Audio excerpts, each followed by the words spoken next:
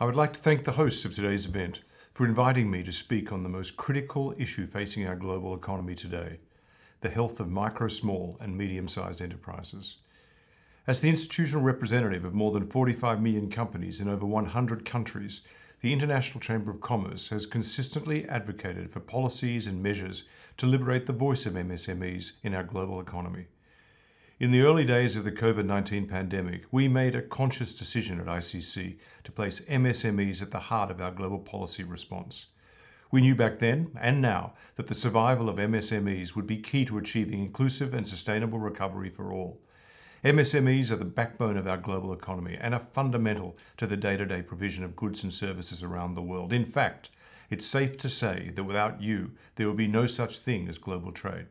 That's why ICC is continuing to work with businesses, governments and international institutions to make sure that policymakers are aware of the needs of MSMEs and the challenges you face. Most notably, we are calling upon national governments to enact policies that will provide direct support to MSMEs.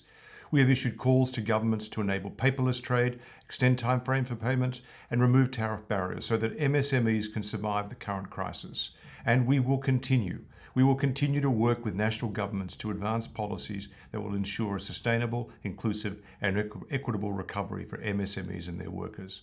For too long, the relationship between policymakers and MSME business owners has been fraught with complexities. To this end, we have recently launched the ICC MSME Council, made up of 6 high-level small business champions, to support the recovery of MSMEs from the effects of the COVID-19 pandemic.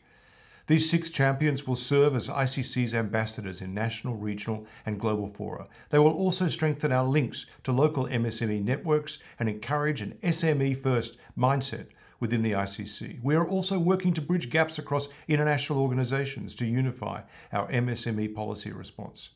I announced with ED Pamela on Friday the establishment of an ICC ITC coordination group to make sure we can take advantage of our synergies and respective work streams, build on our existing partnerships, including SheTrades, and using ICC's network and our platform to actually distribute further the content. By working together, we can accelerate our shared goal of an inclusive and sustainable recovery for you.